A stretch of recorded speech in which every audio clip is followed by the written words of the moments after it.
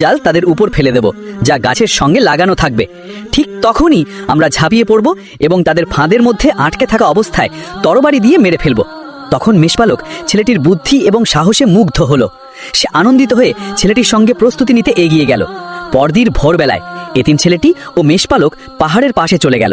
তারা একটি গাছের নিচে বড় একটি গর্ত খুঁড়ল, সেখানে জালটি ঝুলিয়ে রাখলো এবং গর্তে একটি মাংসের টুকরো রাখলো।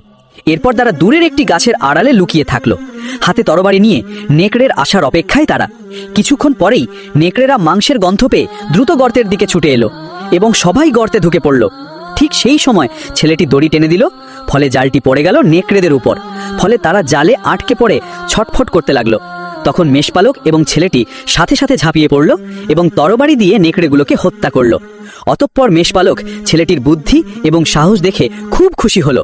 সে তাকে তার তাঁবুতে নিয়ে গেল এবং খাবার খাইয়ে বলল, তুমি যা করেছ তার পুরস্কার স্বরূপ